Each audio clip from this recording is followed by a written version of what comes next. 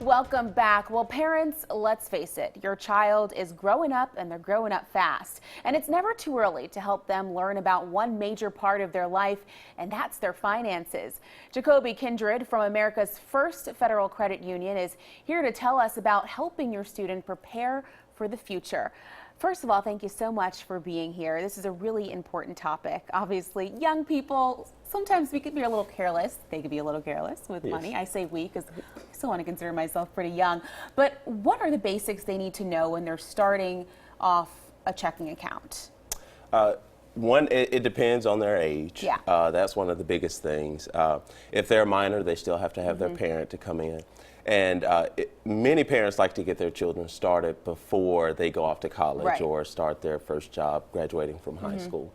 But basics that they need is student ID, and that's it. I mean, sorry, not student, state ID. Yeah. Yeah. So as long as they have that with parent consent, we get that open for them right away. Gotcha. One of the nice things that we do is we make our debit cards right at our location, so they don't have to wait 7 to 10 business days to receive it. So they have that immediate access along with their direct deposit information as well. And you know, you're telling me a lot of information now, good information, but of course when we're talking about students, sometimes, you know, don't always know how to manage their money perfectly. And certainly when we talk about credit cards, that wonderful thing that we all love but we hate when the bill comes later. Yes. What do students need to know and parents need to know about their kids setting up those credit cards? All right, one thing that we encourage is when they get started, try not to get anything that'll overwhelm you.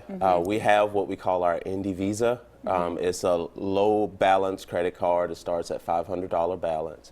And we have them to try to manage it. Don't overspend. That's one of the biggest things. It's easy to know that you have it there. So you want to make sure you don't overspend. You want to stay within your budget. And that's one of the biggest things that we encourage them to do is to create a budget.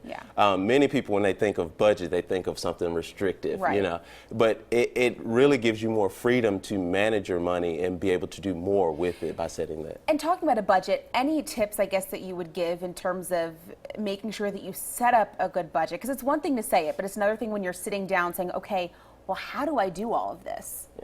One thing that I would tell people about setting up a budget is be realistic. That's one of the biggest things, but discipline yourself as well. So actually sit down and put it in writing. And when I say put it down in writing, my wife and I, we put it down in an Excel spreadsheet. So we work on making sure we stay in those parameters. And so you have to be realistic in what you're doing. So if you're on the go a lot, setting your budget, you know, for eating out, there's no point in buying a lot of groceries if it's just going to sit in your fridge. So you kind of have to work it according to your lifestyle. But you want to kind of be realistic in that aspect of setting that budget. Great. And one thing I didn't get to, but I'll ask you, and we're going to have on our website as well, what students should know about those loans. I know that's also really important as well. And we're gonna get to that information after the break. I'll make sure we put that on our website. Thank you so much for joining us.